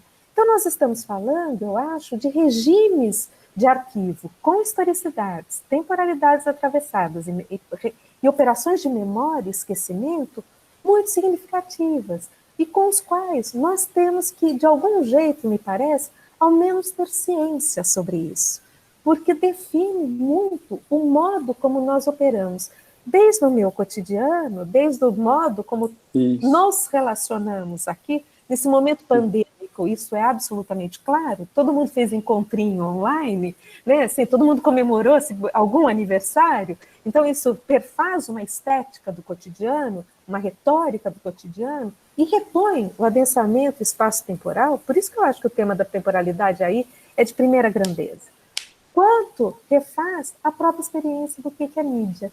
E aí nós temos essa espécie de expansão ininterrupta, que eu fico pensando cada vez mais voraz, do campo das mídias, através dessa basificação da vida, performatividade dos algoritmos e da plataformização das nossas vidas.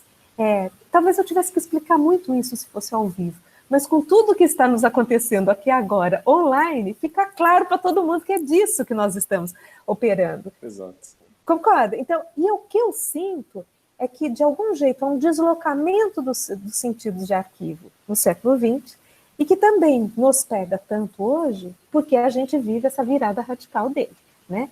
E é claro que também me ajuda muito poder pensar isso frequentando arquivos que se põem a outras políticas com essas imagens, por exemplo, o IMS, que tem um papel tão forte no mecenato, no arquivo, na produção de sentidos e de estudos do que é o fotográfico no Brasil. Né? Então, eu acho que é essa conjunção de forças que a gente está tentando lidar. E é muito interessante pensar que o IMS ocupa um lugar da Biblioteca Nacional, como essa instituição que vai domar a visualidade brasileira mais contemporaneamente, né? Enfim, um outro debate. Não, eu acho que você toca num ponto que é importante, que na verdade ele é o fio de continuidade da Biblioteca Nacional para tanto, né? Assim, e isso faz pensar que tipo de brasiliana é essa. Quer dizer, ele reenvia uma pergunta boa para a gente, ao tempo que a gente tem parceria para conversar, né, com essas imagens. E nesse sentido é que eu acho que é muito importante a gente não perder esse pé, porque ele reconstitui uma memória do século XIX, mas ele é constituidor das nossas práticas atuais de memória. Né? Assim, então é disso que a gente também está colocando em pauta. Bom, eu não quero dominar aqui a conversa, né? Então também vou aqui ler uma pergunta que o professor Hugo Segal, a quem eu agradeço também aqui pela pergunta e pela presença, né? Ele escreve assim: obrigado, Yara, pela apresentação. Né? Devemos a Ferrez livros fundamentais, recuperando a iconografia brasileira. Pedro Vasques é seu herdeiro, sobretudo sobre o século XIX. Mas havia muitos fotógrafos no Rio de Janeiro, né? O Bips, Lopes, Thiele, Collin, Hess, Rembrandt, não registrados em arquivos e museus e que não participam dessa narrativa. Como que você vê a atualização da história da fotografia do século XX, ampliando a perspectiva de Ferrez? Você sabe que eu acho essa pergunta fundamental, eu agradeço ao professor Hugo, agradeço a presença também. Eu acho que eu estou pensando aqui o arquivo como um lugar de produção de conhecimento e a ação do Gilberto Ferrer em escrever uma história da fotografia e em escrever o próprio lugar do arquivo e dizer como ele pode funcionar. No entanto, eu volto a dizer, o Marc Ferrer tinha ele mesmo práticas de organização desse material, que estavam em cadernetas de associação, onde ele descreve o que ele está fazendo, com que conjunções, com que materiais. Essas cadernetas têm muita potência. E o Marc Ferrer é um homem que tem uma circulação internacional bastante afiada e bastante up-to-date, para dizer para o seu tempo, onde ele entende que estão sendo montadas coleções e arquivos fotográficos. Ele presencia o debate de negociação da entrada da coleção da Teresa Cristina, da rainha da Teresa Cristina, da Imperatriz, para dentro da Biblioteca Nacional entre 1908 e 1910. Então, claro, nós estamos falando de alguém que pensa uma fotografia muito menos para retrato, por um exemplo, que era uma coisa que existia, que vários viviam, mas que vai investir no fotográfico naquilo que eu acho que tem esse gradiente de espetacularização. E isso robustece a ação de arquivo que está dentro do Gilberto Ferrer. Concordo plenamente. E eu disse que nesse campo de forças há uma produção de certos vieses e de ferramentas para pensar uma visualidade entranhada e perpassada por questões do ideário colonialista.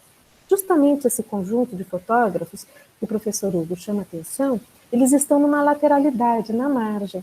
Eu devo dizer, professor, que eles funcionam para mim de um jeito fundamental.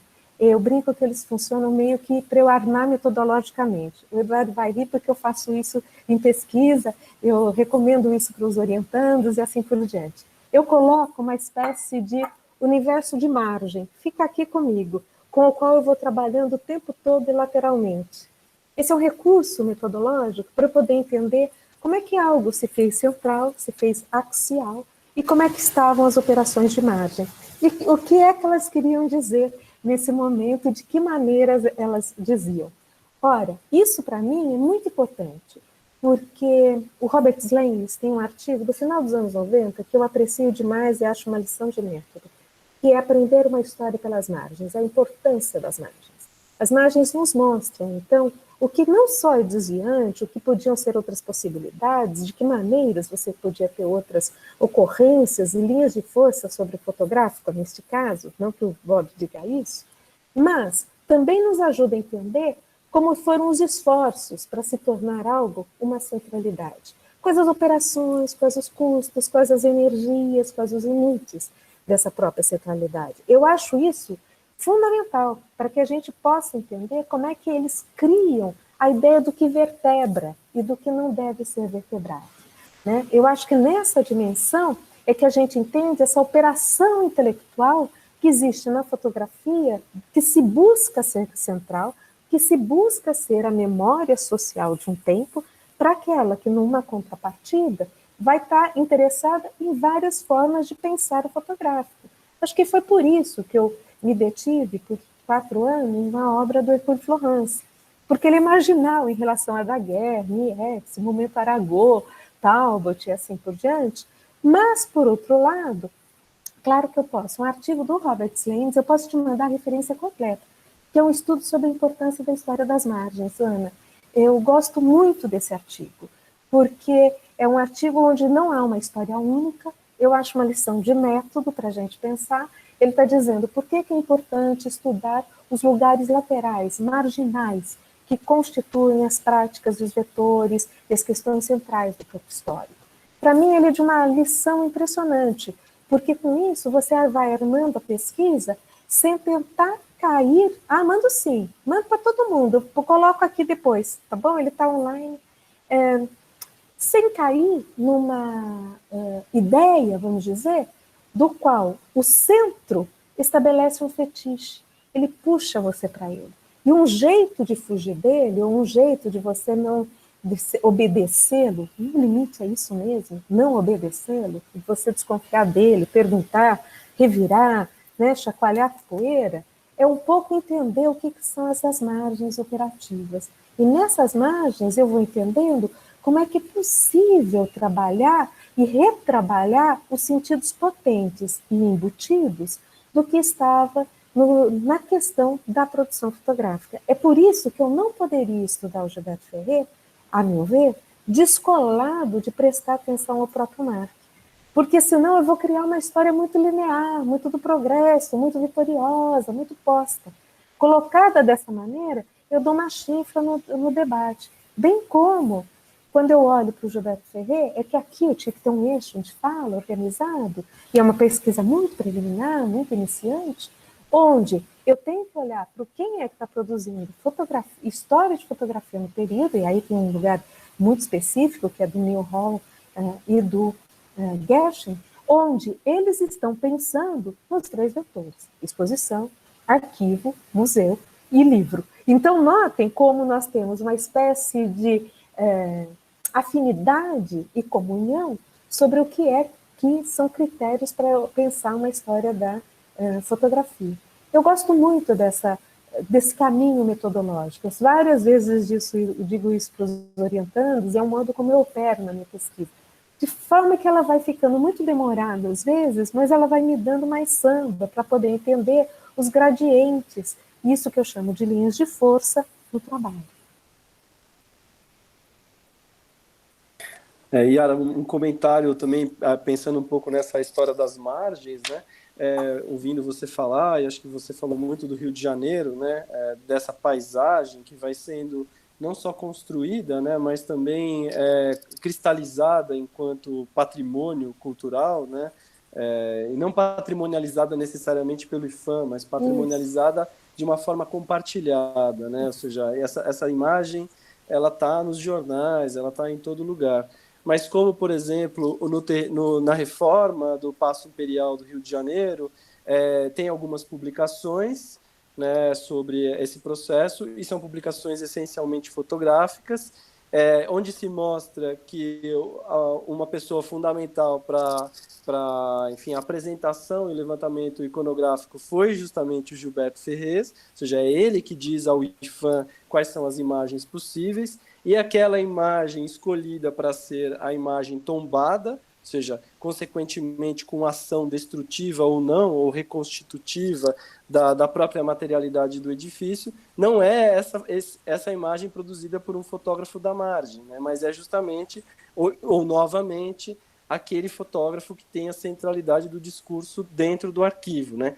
Então, acho que essa operação, por isso que eu chamo a atenção de que a gente está falando de um projeto de pesquisa, obviamente, né?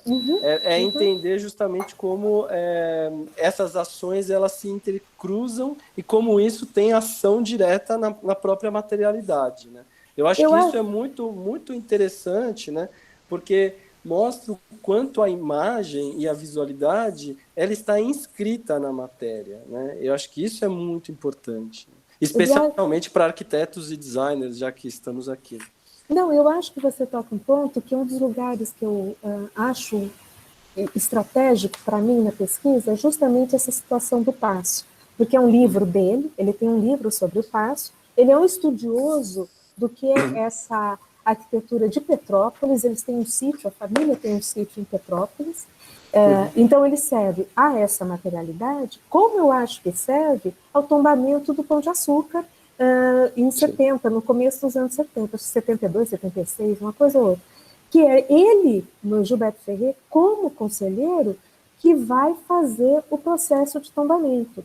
E a primeira frase que ele diz é muito impressionante, porque ele diz, é espantoso que isso não seja tombado. Como? O espantoso muitas vezes é você, né, ter coisas tombadas. Então, quando ele diz isso, é porque, de algum jeito, o tombamento já vinha ocorrendo. E eu acho que ele já vinha ocorrendo através de vários caminhos. Um dos caminhos que eu tinha pensado hoje aqui para mostrar, mas era um pouco mais longo, é justamente como o Marc Ferrer fotografa várias vezes o Pão de Açúcar e o Corcovado. Geralmente elas fazem um pandan, o que eu acho muito interessante da gente pensar, quanto os filhos, Luciano e Júlio, também fotografaram, bem como o próprio Gilberto Ferrer.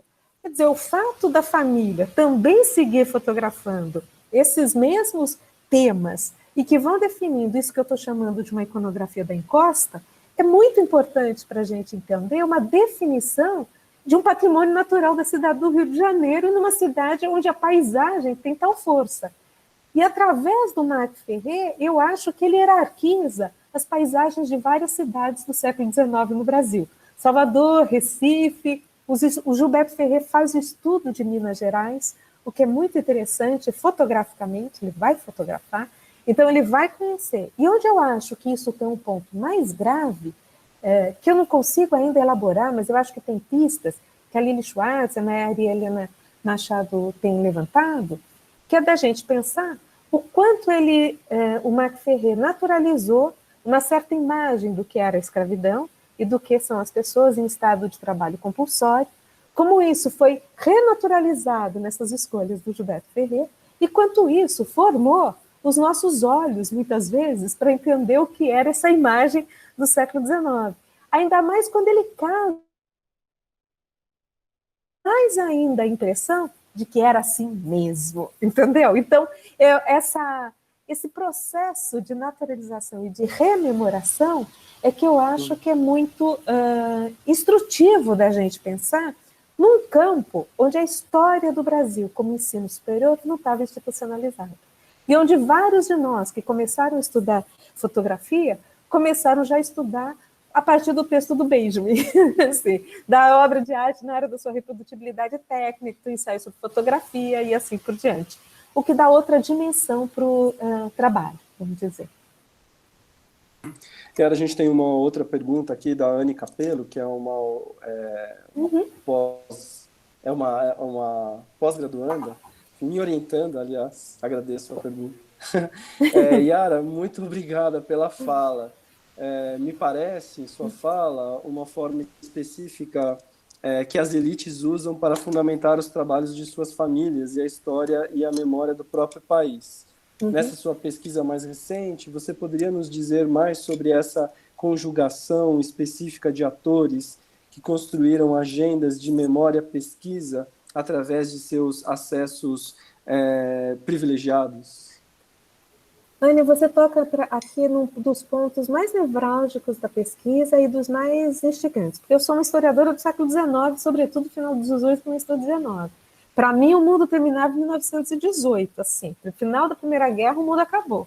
Aí, para poder pensar esse problema, que eu acho muito interessante, dos estatutos de arquivos de imagem e de fotografia no Brasil, pensem comigo. Para a gente pensar o século XIX, nós temos basicamente três arquivos regentes.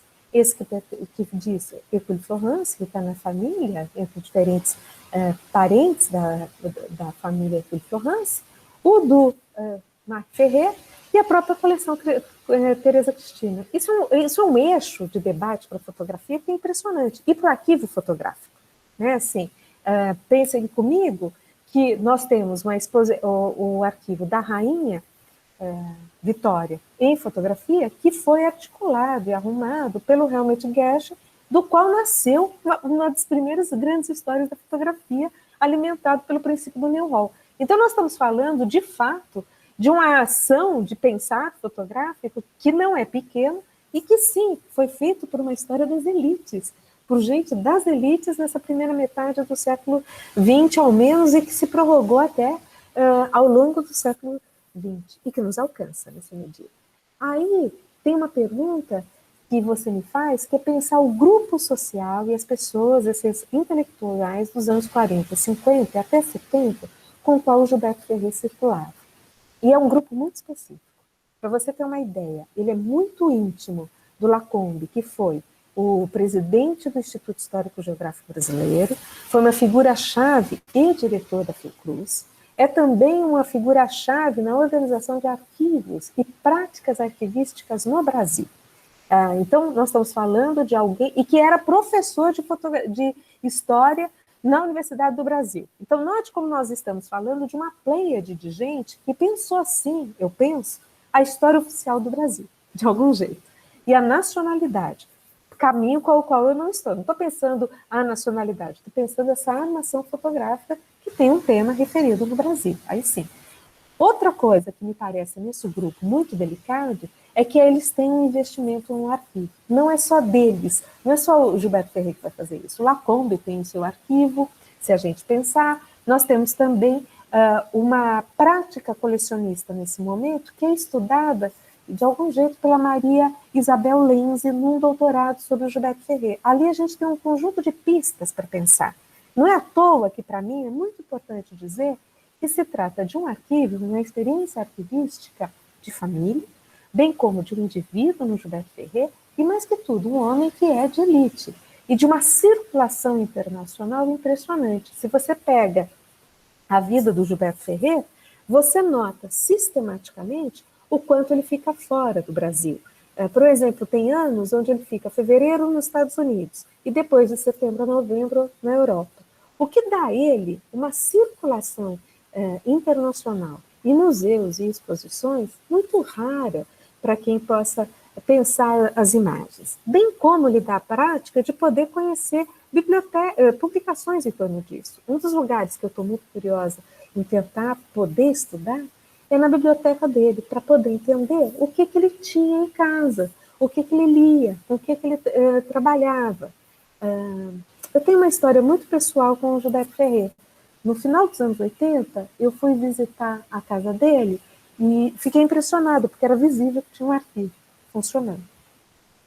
E eu fui por uma série de temas de pesquisa de mestrado, e ele tinha a coleção dos vários catálogos das exposições nacionais de belas artes do século XIX, coisa que eu não achara nem no Dom João VI naquela altura, nem no Museu Dom João VI, nem na Academia Brasileira de Belas Artes, e também não tinha achado no Museu Nacional de Belas Artes, mas foi achar na casa dele.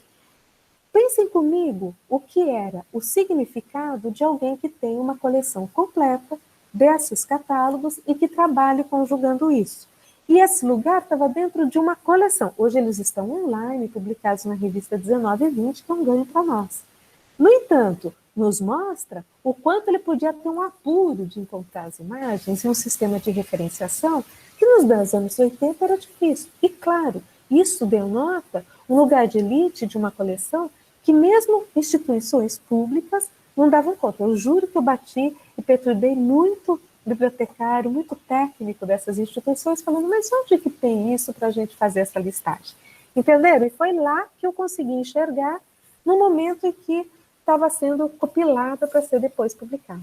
Eu acho que isso é indicativo de quanto é que você tem também uma espécie de monopolização de coleções e de objetos, e que está, assim, me parece, articulado aos anos 40, 50, onde você tem um Castro Maia, onde você tem um Paulo Berger, quer dizer, você tem outros homens também, o próprio Moreira Salles, trabalhando e pensando nesses objetos colecionáveis que dizem a nação lá pelas tantas.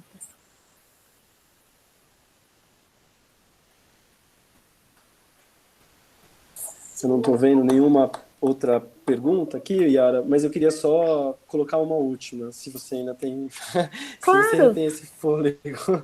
Mas eu fiquei pensando também nessa questão de mobilizar arquivos, né? Especialmente quando você falou do Gilberto como essa figura que conhece os arquivos do Brasil, né? Eu fiquei pensando, e ele está no Instituto Geográfico e também no IFAM, eu fiquei pensando na figura do Robert Chester Smith, né, que simultaneamente na Biblioteca do Congresso está montando a Biblioteca Hispânica da biblioteca, no setor, e mais especificamente o Robert Chester Smith, ele é o responsável, o diretor pelo setor de iconografia, né? Então ele era esse o lugar dele, né? Como a gente já discutiu em outros momentos, mas eu estou tentando recapitular isso porque me parece interessante, né? Mas pensar nesse lugar do Gilberto também nessa associação com uma rede de intelectuais que estão pensando a imagem, né? Claro que o Toné já havia mobilizado isso ali nos anos 20, né? E de certo modo a gente pode olhar aí também para um outro historiador que é o Gustavo Barroso, né? No Museu Histórico Nacional, também vai fazer essas articulações entre imagem e pintura, né, para constituir seu acervo, mas estou tentando pensar aí na figura do Robert Smith como esse intelectual que viaja ao Brasil especificamente, né, e na Biblioteca do Congresso a gente tem pesquisadores encarregados de cada um dos países da América Latina, então tem um projeto de dominação política a partir da imagem, né? Não é uma questão só econômica, mas ela passa pela imagem, obviamente. Mas pensando no Gilberto como essa figura que dialoga, né, com o Ferrez, ou seja, e de certo modo faz um par internacional, porque ele também vai à biblioteca, como o Sérgio Milliet também vai, né? Ou seja, tem ali um entrecruzado intelectual que vai pensar a iconografia da América, né, se a gente quiser pôr nesses termos. Então, colocando só, não é nenhuma pergunta, de novo, mas é uma provocação nesse sentido de entender o Ferrez, né, como o Gilberto, como essa figura que vai ajudar a constituir essa visualidade da América, né, nesse sentido mais amplo.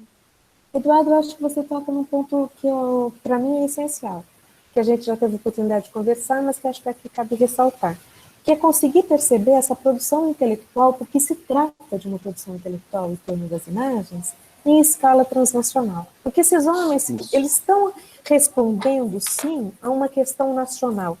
Mais de uma vez, nos escritos sobre Gilberto Ferrer, se enfatiza o quanto ele está preocupado com a noção do Brasil, do que o Brasil não conhece o Brasil. Esse pressuposto que, através do fotográfico, você conheceria. Né? Assim.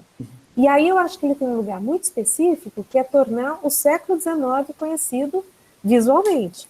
Porque do mesmo jeito que o Toné funcionou como um frame, a operação museológica do Toné foi um frame, uma moldura para o trabalho do Hercule Florence, é por isso que eu acho que vale a pena pensar as duas coisas, é de outro lado pensar como o próprio Gilberto Ferrer faz um frame em torno da obra do Marc Ferrer. E aí ele torna isso visível sobre o Brasil. E não à toa, eu acho que ele mantém essa conversa mesmo com o Robert Smith, porque tem um lugar estabelecido do que cabe ser moderno e do que cabe ser colonial. E muitas vezes eu me pergunto se ele não ajudou a constituir o elo perdido, que é o século XIX, e dá uma impressão do que é este século XIX. Isso já seria uma eficácia enorme, se eu conseguir mostrar isso um pouco mais balizadamente. Também acho que aí ele faz uma outra coisa para a gente. Ele mostra por que as imagens do Marco Ferrer, que já tinham essa vocação de circulação internacional por conta do próprio Marco, ela já tem essa chancela desde o seu momento, o seu contexto de produção, né, inicial, mas como elas também cabem numa circulação do Brasil moderno, do Brasil que pode ser moderno e que poderia ser conhecida de fora, que vai estar nos projetos de desenvolvimento do Brasil dos anos 40 aos anos 80, com certeza, né? Estariam presentes nisso. Eu acho que isso explica também o interesse inicial de um Moreira Salles, quer dizer, também cabe essa visão a um ato diplomático, né? Assim, isso não é um arquém, isso é um modo da gente entender o quanto é que essa imagem vai sofrendo novos frames, vai sendo refinada e repensada para estar no nosso presente. Como é que se dá essa mediação entre historicidades e temporalidades em nós? E como isso pode acontecer através da imagem, né? Porque aí tem uma potência que é da própria imagem para fazer isso, que ela consegue convencer, muitas vezes, com pouca pergunta junto. Né? Assim, então, se você não tem uma bagagem para organizar uma história da fotografia e perguntar para ela, o fato dela ser um grande catálogo onde você vê as imagens, quase que expositivamente, convence que tem uma história da fotografia naquele lugar. E ela está inteirada, vamos dizer, e ela pode participar de um princípio de modernidade e de certa civilização no Brasil. O que eu acho que a gente cabe interrogar, né? O que a gente pode interrogar. E que nessa interrogação, eu acho, a gente desnaturaliza algumas formas com que a gente olha o próprio século XIX. Né? Nesse sentido. Muito bem. Não, tem uma pergunta da professora Júnia Mortimer, a professora da UFBA. Ela manda a seguinte pergunta, né? Agradeço imensamente sua fala, Yara, e parabenizo aos envolvidos na organização. Gostaria que você comentasse, se possível, sobre o seguinte aspecto. Várias instituições, né, do Arquivo da Cidade do Rio ao Estado de Nova York, têm realizado demandas para a formação de arquivos da pandemia. Né? Como você percebe esse gesto express, para usar o termo que você mobilizou no começo da palestra, de formação de arquivos de pandemia? E que questões você vislumbra para pensar esses arquivos, múltiplos em suas formas, né, documentais, escritas e imagem, pensando-os na chave de que os arquivos são o início de uma nova história, né, como coloca o Dessertor. Júnia, é quase como se você estivesse adivinhando parte de um programa de disciplina que eu estou ministrando. Deixa eu ver se eu consigo... É tudo muito preliminar. Por favor, considere isso. Eu acho que sim, há uma política de produção de testemunhos sobre essa situação pandêmica, planetária, esse estado de exceção em que nós fomos colocados. Né? Não foi desejado, vem de uma forma por fora e tem um custo dos distanciamentos e tem uma produção de testemunhos em torno disso, que está acontecendo, por exemplo, nas bases de dados de história pública da Alemanha, né, por um exemplo, ou essa mesmo que você está falando do Arquivo da Cidade de Salvador, a minha universidade também está promovendo isso, esse testemunho Covid, através da Unicamp, através do COSEM. Eu acho isso muito importante de ser feito, porque é uma situação de drama, de trauma, onde nós temos situações de social, de uma produção do luto e da morte muito forte, e do qual nós temos tido pouca ocasião para podermos reverenciar esses mortos ou de lidar com esse luto social partilhado entre todos nós. Mas eu, especialmente, estou dando uma disciplina nesse semestre, em caráter, é bom dizer, emergencial e remoto, online, para uma turma do curso de mídia onde eu ensino, uma turma de 5º semestre. uma turma que conhece o trabalho com mídia. E o que eu propus para eles foi a gente tentar perseguir, entender alguns deslizamentos de imagem, algumas formas de reorganização das mídias em torno da situação pandêmica. Como é que a gente estuda isso? Como é que a gente pensa a mobilização das mídias, a reorganização delas, ou como é que elas tornam as pandemias assunto para si? E de que maneira ela elege um capital, um conjunto de imagens sobre isso? Eu posso te contar, agora eu posso contar, porque eu escrevi um pequeno artigo para uma revista na Espanha, dizendo sobre essa situação pandêmica. Eles convidaram as pessoas a tratar dessa experiência pandêmica. A convocatória era, não que eu fui convidada, né? A convocatória dizia: pense na experiência pandêmica, sobretudo pelo que ela tem de características utópicas e distópicas dentro dela. Tenta pensar nisso. E foi sob essa condição que eu pensei. Eu propus, então, olhar como, durante essa experiência pandêmica, se a gente olhar entre os meses de março, abril e até maio, e foi nesse momento, então, que o meu material se presta atenção, eu vou mostrando como existe uma iconografia do vazio que vai sendo montada. Seja para expressar as cidades vazias, e aí as cidades parecem parte de uma paisagem distópica, porque elas estão completamente esvaziadas. Isso aparece no dia da Páscoa, em que o Andrea Bocelli canta em Milão, e naquela Milão absolutamente fragilizada e flagelada pelo Covid-19. Ou então, se nós lembrarmos, ainda no sistema da Páscoa, o que aconteceu com o Papa solitário nessa praça que, desde a época moderna, é congregatório de todos os fiéis do mundo católico e cristão, que é a Praça de São Pedro. Então, esse esvaziamento de um espaço da iconografia, ou o reuso dos espaços vazios, eu não vou contar aqui o artigo, mas para pensar como os usos dos espaços vazios que nós podemos ter de várias maneiras. Basta a gente lembrar, não sei se vocês conhecem um grupo que se chama Projetemos, que vão, à noite, projetar em várias partes do Brasil frases, intervenções, é um coletivo que conta com mais de 200 pessoas organizadas através de WhatsApp, mas que tem pessoas que direcionam e ocupam a noite da cidade, projetando imagens referentes ao nosso presente e à situação pandêmica.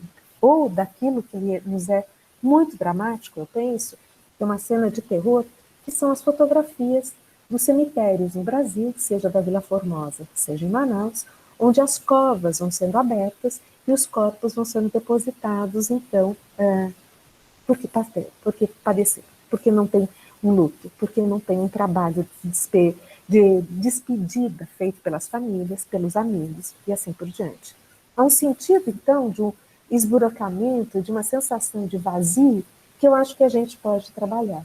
Justamente consultando essas imagens com os meus estudantes, que na verdade estão tendo aula agora à tarde com o TED, justamente nessa nova situação que a gente está vivendo, porque o nosso esforço tem sido de trabalhar o deslizamento nas mídias e nas imagens do que a experiência pandêmica.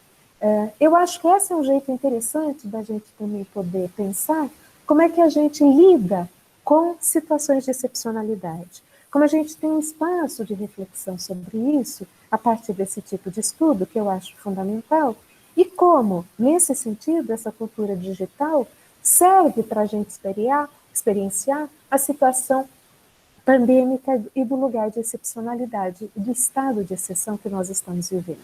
É claro que isso serve, no artiguinho lá que eu levantei, tanto para dizer, utopicamente, que há um corpo-são e que esse corpo-são não é violado pelo Covid-19, que ganhou, inclusive, um desenho gráfico, né? Todos nós temos na cabeça o que é um Covid-19, tem uma imagem do Covid, que é uma ilustração científica, quanto nós temos uma percepção distópica desse momento vivido, que no Brasil é profundamente acentuado, né? Assim, pelas condições de desencontro de governabilidade e de riscos iminentes dos processos democráticos. Nesse sentido, é muito sério que a gente está lidando, me parece, e que essa documentação que eu brinquei com o que chama Express, toda ela está sendo remontada num arquivo de imagens e mídias com essa turma, onde a gente está trabalhando essa ideia. Por que isso me pareceu importante? Porque é um jeito de pensar as mídias, nas potências delas e nos seus limites, e como muitas vezes elas podem funcionar como formas terápicas para a nossa sociedade, como um trabalho de rememoração, e podem funcionar também como formas de esquecimento, que muitas vezes são produzidas. Quer dizer, eu vi uma imagem e deslizo a imagem.